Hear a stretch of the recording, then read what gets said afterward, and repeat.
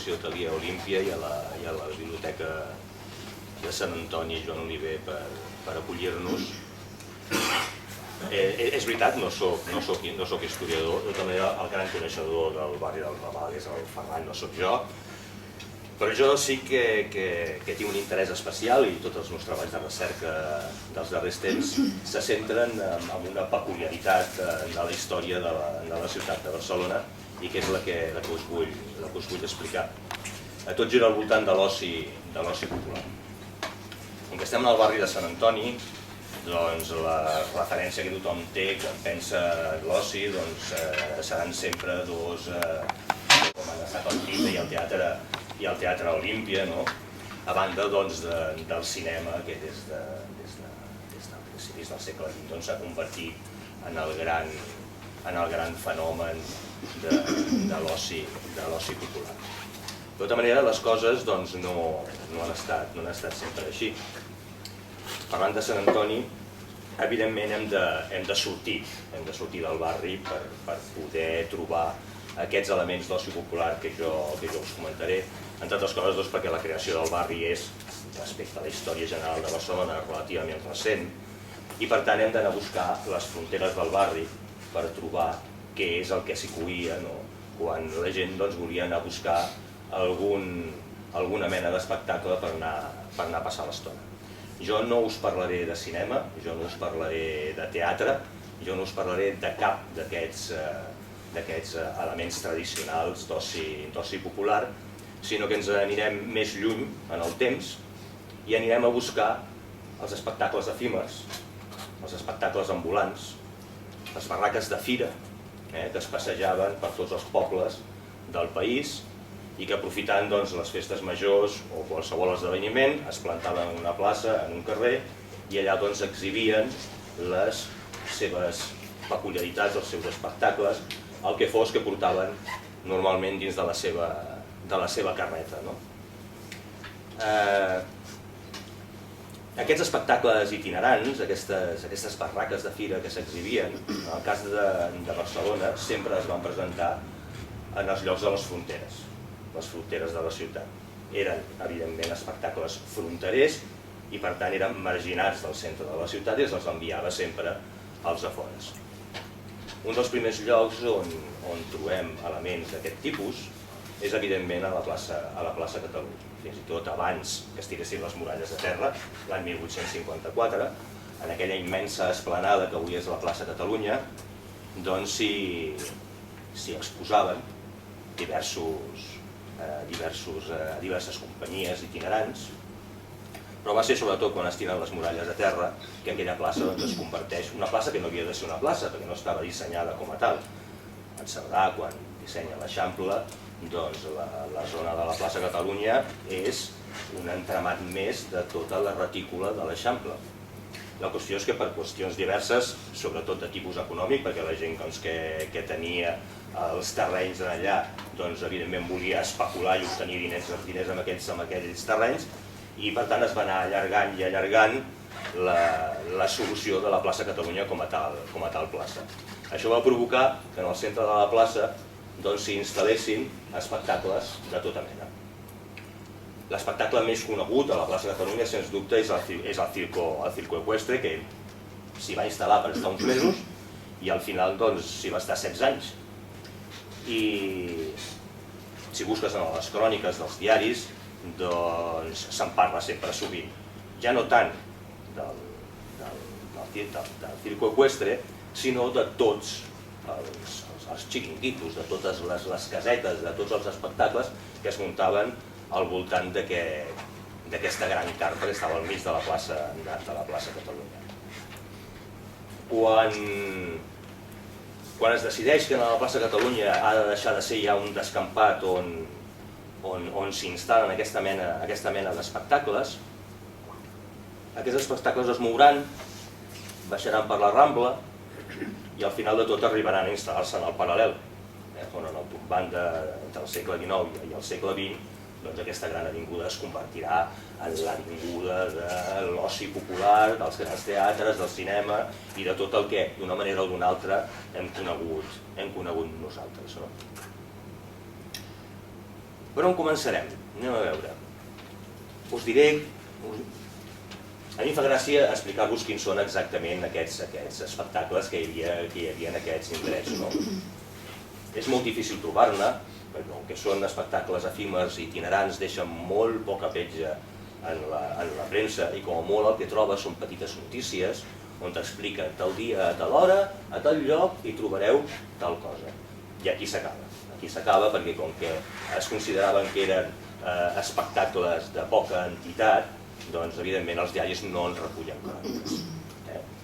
Però excepcionalment, en algun cas sí que trobem alguns exemples curiosos i us els mostraré. De tot el que he anat recollint fins ara, us aniré llistant una sèrie de coses i quan trobem algun cas excepcional, doncs en parlarem.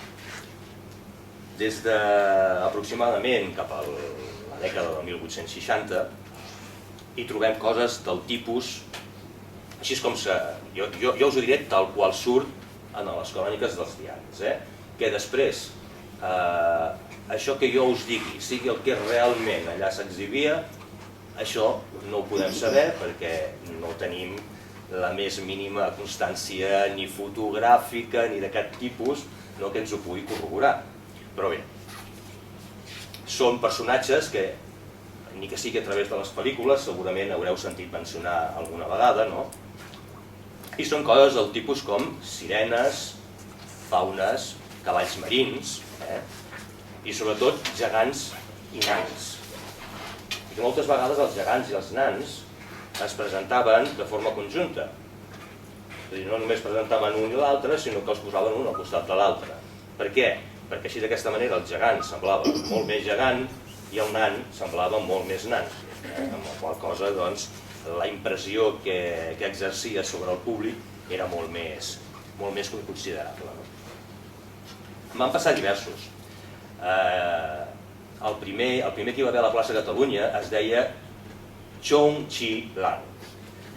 Aquesta referència a noms exòtics, sobretot de tipus xinès i japonès, és molt habitual, perquè de sempre s'ha considerat que de l'extrem orient venien totes les coses que eren fantàstiques i exòtiques. En aquest cas realment eren xinesos. Venien dels Estats Units, a més, on havien estat exhibits amb gran èxit, i en aquest cas era un gegant que es presentava amb la seva dona, i el que presentaven els diaris sobretot ja no era tant que aquest home era molt gran, sinó que el que cridava l'atenció eren els peus de la seva dona. La seva dona tenia peus de lotus.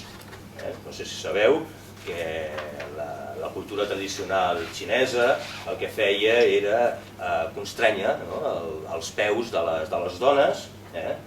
Es deia que això era una cosa que es feia per qüestions estètiques i de sensualitat. Però clar, no ens enganyem, aquestes coses es feien perquè és una manera com una altra de controlar la dona. Bé, la qüestió és que aquestes coses, com que aquí no es coneixien, semblaven curioses i exòtiques i per tant la gent anava a veure els peus de lotus d'aquesta senyora que es deia Tsai Yu Lang. Després, si voleu, us passo els fulls i ja veureu l'aspecte que tenien aquesta gent. S'hi presentava també una que deien la mujer tigre. De mujeres tigre n'hi ha hagut moltes al llarg de la història d'aquest tipus d'espectacles a tot el món. I el que era habitual és que totes aquestes persones que eren presentades amb alguna mena de referència animal, el que tenien senzillament eren taques a la pell. Tenien alguna mena de malaltia que feia que el seu aspecte fos peculiar. Això ben guarnit, no només per l'aspecte de la persona, sinó que si fas que l'escenari, en lloc de ser un escenari normal, sigui una gàbia, doncs ja ho tens tot ben muntat. Aquesta dona que s'exhibia al costat del circo eqüestre, un bon dia, segons una notícia que surt en el diari de Barcelona, diu: la pantera que mañana ha de luchar con el perro invencible en la plaza de toros, la plaza de toros de la Barceloneta, ha sido ya conducida a esta ciudad y se halla expuesta hoy en el local de la Plaza Cataluña, donde se exhibe la mujer tigre. O sigui, aquí el que vam fer va ser unir els dos animals, la pantera i la mujer tigre, perquè així, clar, d'aquesta manera això és com la màgia, no? I els mags el que fan sempre és presentar-te algun element que el que fa és que tu distreguis l'atenció del lloc on realment el mag està manipulant el seu joc i està manipulant, per tant, també la vista de l'espectador. En la llista de personatges que hi havia a la plaça Catalunya n'hi ha un de molt curiós perquè diu: en la actualidad se exhiben en la Plaza de Cataluña verdaderos y rarísimos fenómenos que son admiración y asombro de cuanto los visitan. Tales son la mujer tigre, que hasta que m'has esmentat, la joven aragonesa i la niña gigante. Per desgràcia no he pogut saber res més sobre aquests personatges, no? Lo de la mujer tigre ja s'entén, lo de la niña gigante també s'entén, però clar, lo de la joven aragonesa doncs és una cosa que a mi se m'escapa totalment. Quin podia ser l'espectacle que aquesta bona noia hauria exhibir, no? Jo no sé, no crec que només amb un vestit tradicional aragonès sigui suficient com per cridar l'atenció de la gent. Llàstima, ens quedarem sense saber-ho com a mínim per ara, no? Però bé, la qüestió és que sí, amb això de la joven aragonesa n'hi havia prou per atreure al públic, ja ens podem imaginar també quina mena de públic era, no? No ens enganyem, la ignorància era gran, la gent no viatjava, la gent coneixia només les coses del seu entorn i per tant qualsevol cosa que vingués de fora els podria semblar curiosa. Abans de sortir de la plaça Catalunya us parlaré d'un altre personatge i d'aquest us llegiré, aquí sí, una crònica extensa perquè val la pena, i val la pena pel que es diu i val la pena pel llenguatge que es gasta en aquesta crònica, aquest castellà del segle XIX que almenys a mi em resulta molt atractiu. L'any 1895, que és l'últim any que apareixen barraques a la plaça de Catalunya, és l'any que es desmunta el circo eqüestre i es decideix que al mig de la plaça ja només hi poden haver fonts i parterres. S'instal·la el que és anomenat a la premsa com el hombre salvaje. Es munta una gàbia al mig de la plaça i allà s'exhibeix un home, el que li diuen el hombre salvaje. Primer us llegeixo la crònica i després us explico els diversos esdeveniments que hi va haver al voltant d'aquest personatge. Ja em perdonareu, és una miqueta llarg, però jo crec que val la pena. Ja procuraré anar ràpid en la lectura. Durante anoche, después de las 9, detúvose frente a nuestra redacción un coche de alquiler. Iban en su interior 4 individuos. Apeóse uno de ellos y penetrando en el local de la administración anunció la visita de Rama Sama, el hombre salvaje. Avisados los del coche salieron de él 2 robustos jóvenes y tras ellos, conduciéndolo cada cual por un brazo, el tipo más extraño y singular que pueda imaginarse. Figúrese el lector, pero ¿a qué hacer esfuerzos de imaginación? Aquí le damos reproducida con fotográfica exactitud la vera efigie del inesperado visitante. La vera efigie, la fotografia és molt dolenta, perquè clar, és un diari del segle XIX i ja us podeu imaginar que les tintes, un senyor molt pelut. Andando por sus pasos y con aire de persona malhumorada, dejóse conducir hasta dentro de la habitación, permaneciendo de pie y en actitud como de abstraído, alelado e indiferente a cuanto le rodeaba.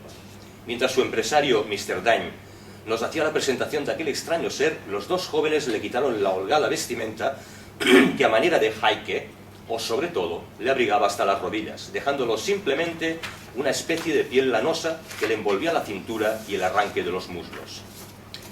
El señor Mr. Dañe y la colección de artículos recortados de diversos periódicos franceses que nos exhibió, ese extraño ejemplar etnográfico, a quien no se sabe si llamar persona, fue cazado hace 2 años en una región montuosa del Turquestán, o según otra versión distinta, en la India, no lejos del Himalaya. Sus facciones no son humanas, y aunque duras y con cierto sello de ferocidad, no resultan tan repulsivas como las de otros tipos de razas inferiores, negra o malaya.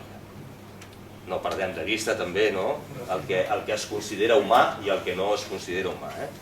No ho he portat, però Un altre dia podríem parlar dels zoos humans que s'han exhibit a Barcelona, en el Turó Park i en el Tibidabo, i veuríeu que les descripcions només pels costums de la gent que es fa de les persones és realment increïble.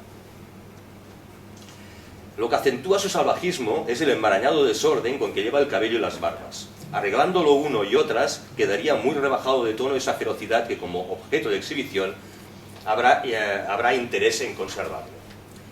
El nombre de Rama Sama es sin duda convencional y con él se le habrá bautizado posteriormente. Su cuerpo es recio, anchas las espaldas, cortas las piernas y estas y los brazos de una conformación regular y fornida. El amplio tórax, la espalda y el cuerpo todo, a excepción de los bíceps y las muñecas, vense cubiertos de un pelo negro, tupido y cerdoso que crece hacia arriba como el de los jabalíes. La boca presenta labios gruesos, algo hocicudos, doblado hacia afuera y caído al inferior, y una doble hilera de dientes desiguales que Rama Sama deja ver, abriendo, a una señal imperativa, las mandíbulas. Esa extraña criatura, al decir de su empresario, no vive otra vida que el animal o de nutrición. Su régimen alimenticio es exclusivamente vegetal, frutas, pulpas, raíces.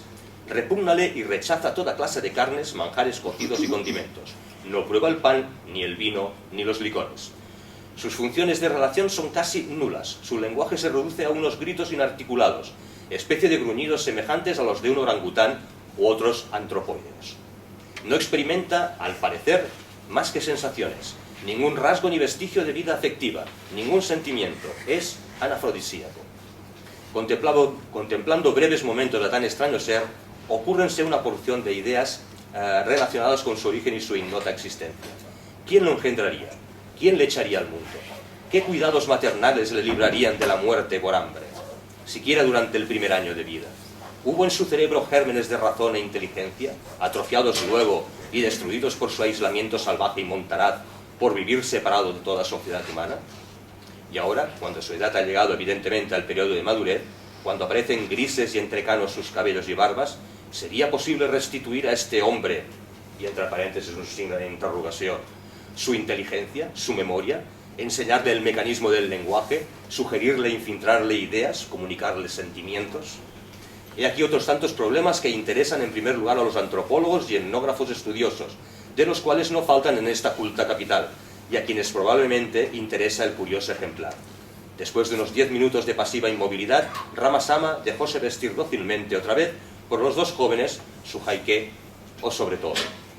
Preguntando por qué lo llevaban tan abrigado en pleno rigor canicular, dijéronnos que por serle sumamente perjudiciales las corrientes de aire que le habían hecho enfermar 2 o 3 veces.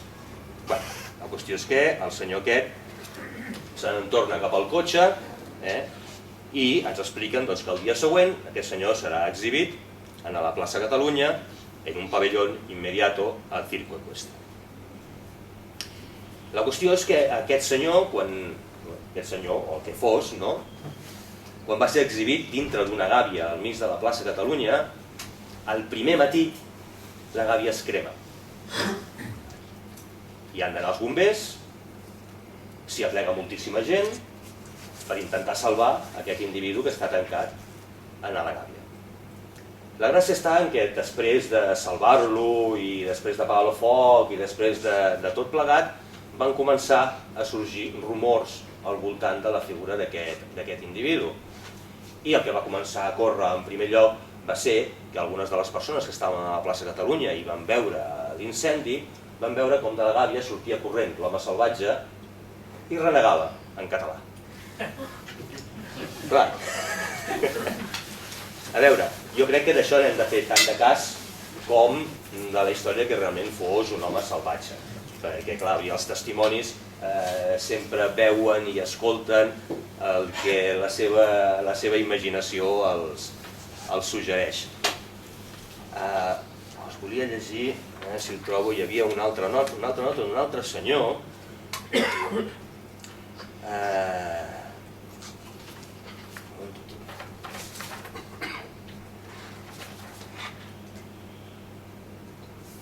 Bueno, ara no ho trobo, però és igual, ja us ho explico. Un altre senyor que estava per allà, que era nord-americà, no, que era alemany, perdó, era un científic, o com a mínim el presentaven com un científic, deia que ell coneixia l'home salvatge, que ell ja l'havia vist actuar a Filadèlfia, als Estats Units, i que en una ocasió que va estar en una d'aquestes exhibicions va tenir ocasió de parlar amb ell en un perfecte alemany i de jugar una partida d'escacs.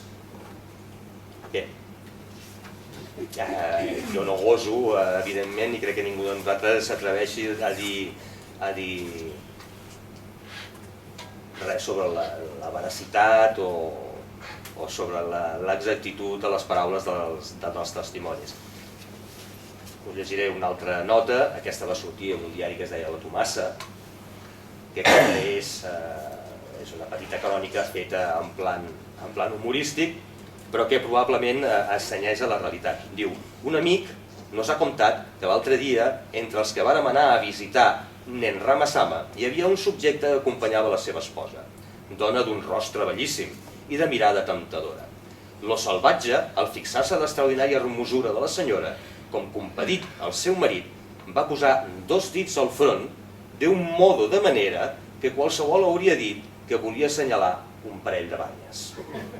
Lo senyor, que no va quedar gaire satisfet de les demostracions del salvatge, va demanar de seguida explicacions sobre el llenguatge espacial d'aquest, i l'exhibidor va contestar-li que en Ramasama, com a salvatge que era, es delia pels colors encesos i que al posar-se els dits al front d'aquell modo de manera havia volgut assenyalar 2 rams de flors virolades que en lo sombrero portava la senyora en qüestió.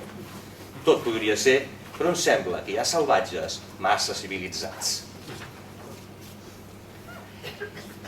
Bé, doncs deixem la plaça Catalunya i comencem a baixar per la Rambla, i mentre baixem per la Rambla ens anem trobant al llarg de les petites notícies que hi ha en els diaris, sobretot en el diari de Barcelona, i ens anem trobant amb personatges similars. En aquest cas, en lloc d'haver el gegant xinès, doncs ara porten un gegant del País Basc. Són personatges relativament coneguts, els gegants, així com tot el que eren fenòmens de la natura acostumaven a ser persones que anaven maquillades, per dir-ho d'alguna manera, o senzillament persones que patien alguna mena de malaltia.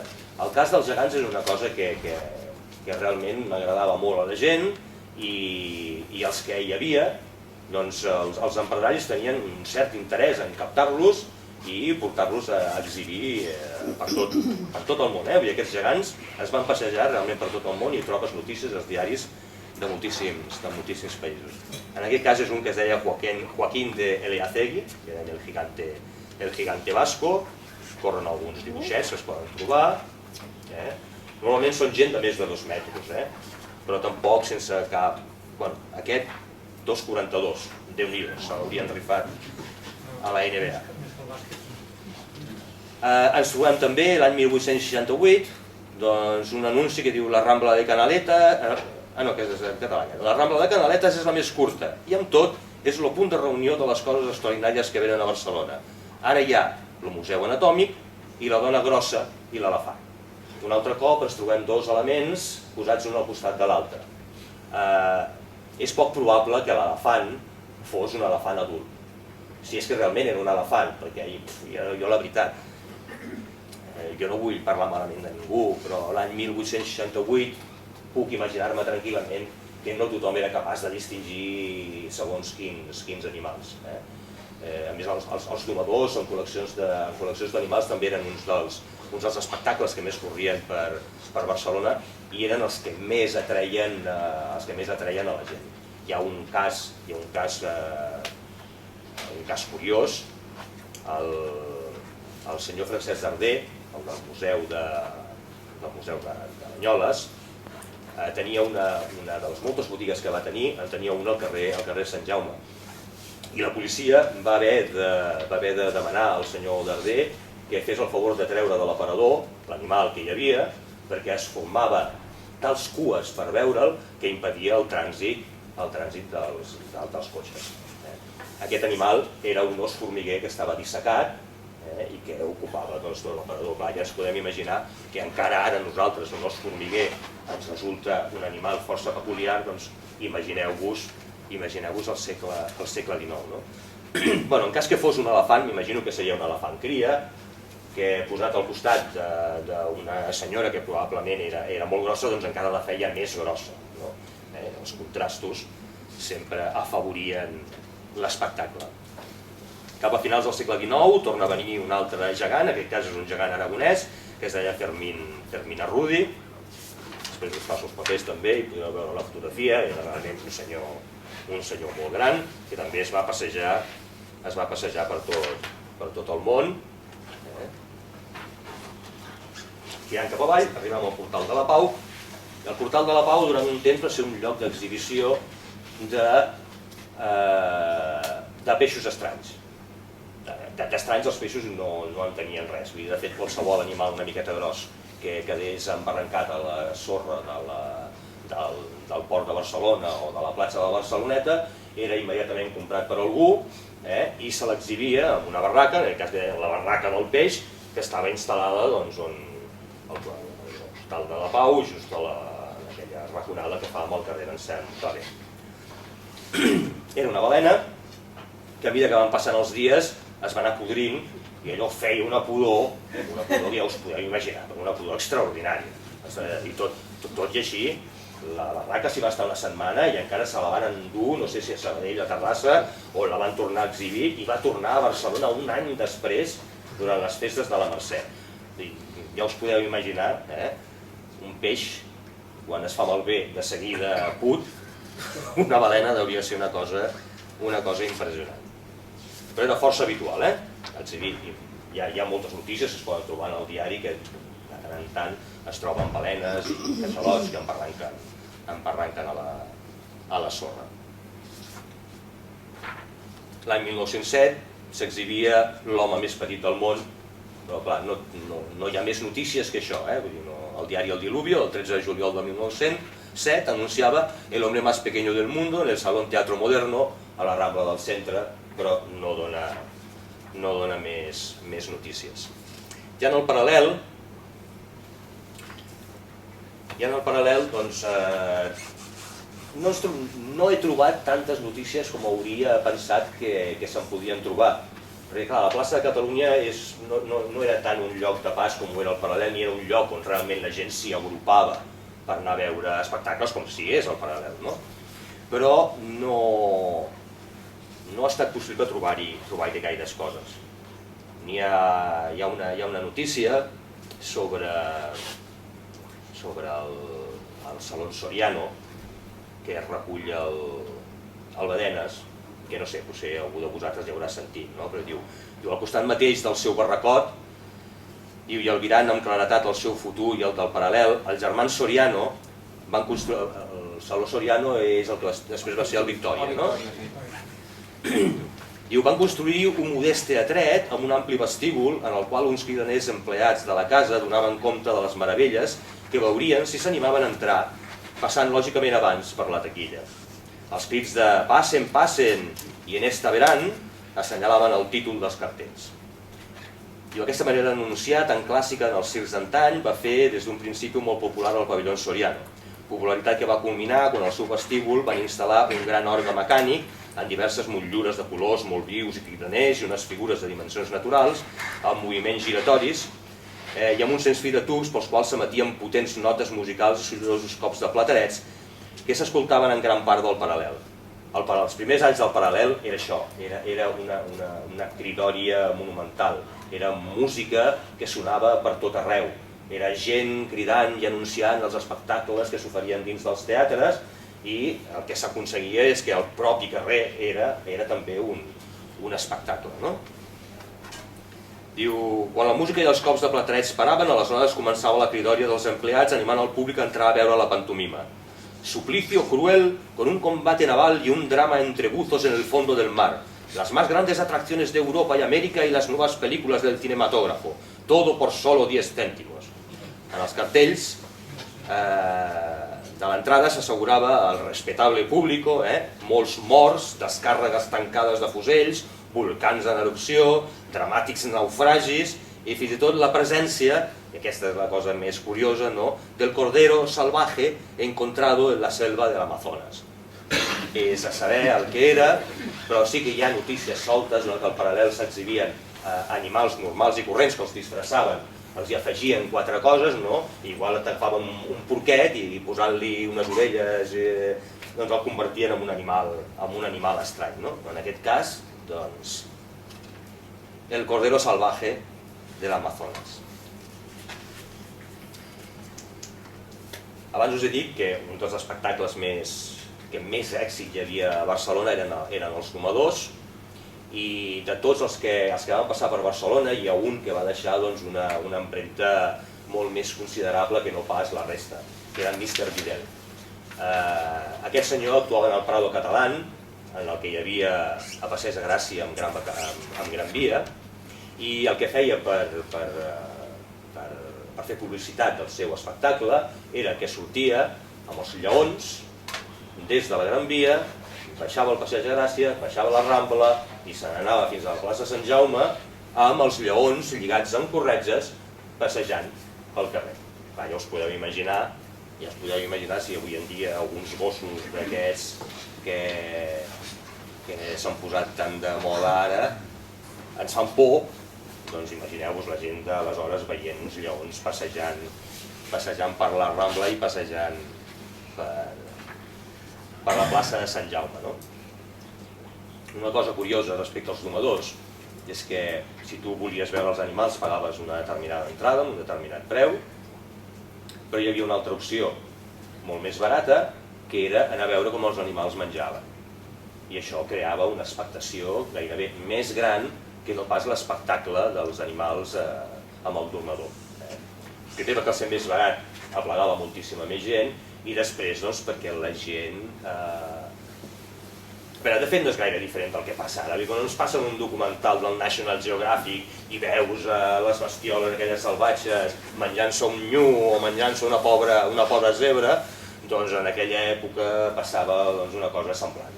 Veure aquells animals allà desgarrant els trossos de carn que el domador li tirava, doncs resultava un fenomen força espectacular. I per anar acabant, a un lloc indeterminat, però segurament al voltant del barri gòtic, perquè allà és on hi havia l'anunci, s'exhibia un home que es deia Bracoman i que estava considerat l'home més gros del món. Pesava al voltant de 210 quilos i era un home que portava una carrera artística al darrere ja llarga, perquè havia rebut fins i tot una medalla en l'exposició universal de París de l'any 1900. O sigui que no era cosa nostra, ja veureu, un lloc tan civilitzat, tan culte com París, també els agradava anar a veure espectacles truculents i curiositats com la de l'home aquest. Després us passo els papers i el veureu, però bé, aquest senyor d'aquí, que vist així tampoc sembla res de l'altre món, no? Però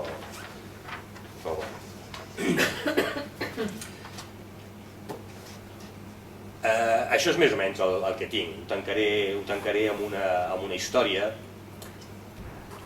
que també em vaig trobar al diari. A principis del segle XX, la policia rep una denúncia perquè es presentin al carrer de Ponent, l'actual carrer de Joaquim Costa, perquè s'ha produït un robatori. La policia es presenta allà, és una pensió, i en la pensió hi havia un home dispesa que és a qui li havien fet el robatori. La policia pren nota de la declaració i evidentment li demana les dades en el personatge aquest que havia estat objecte de robatori. I consta en la denúncia policial que el nom d'aquest senyor és senzillament el hombre mono. És curiós, ell es mostra com a hombre mono, fins aquí ho podem acceptar, allà cadascú amb la seva realitat, però la qüestió és que en l'informe de la policia es posa que és el hombre mono perquè no tenen cap altra evidència. És curiós perquè al voltant d'aquelles mateixes dates hi havia diversos espectacles a Barcelona on s'exhibien hombres mono. Com a mínim eren presentats així. que passa que com a hombres mono, al llarg de la història dels espectacles d'aquesta mena, doncs n'hi ha de diversos tipus. Des de personatges semblants a l'hombre salvaje, algú amb unes característiques que el feien tenir un aspecte una miqueta més ruda, a senzillament micos de veritat que el que feien era tenir actituds humanes. Això ho hem arribat a veure nosaltres en el circ, els monos sabios, per exemple, els micos que van en bicicleta o que fan 50.000 moneries, això ho hem arribat a veure. Però els altres eren presentats realment com a hombres monos, sí que hi ha constància que hi ha gent que se l'ha presentat així, però ens hem d'imaginar que en realitat eren gent amb unes característiques peculiars, com tants d'altres que van passejar-se per les barraques de fira, i que han acabat deixant aquests testimonis, que a mi com a mínim em deixen sempre amb ganes de saber-ne més, i en això estic, no paro de buscar sempre amb l'objectiu que algun dia em pugui trobar com a mínim una fotografia, perquè és que no hi ha manera de trobar testimonis gràfics més enllà d'aquesta fotografia que us he ensenyat de l'home salvatge, que tampoc ens diu gran cosa. I a més avui en dia, amb el fenomen hipster, mitja població sembla salvatge, perdó pels que teniu barba, no estic fent cap judici, en absolut. I res, ho deixo aquí i espero que us hagi semblat interessant.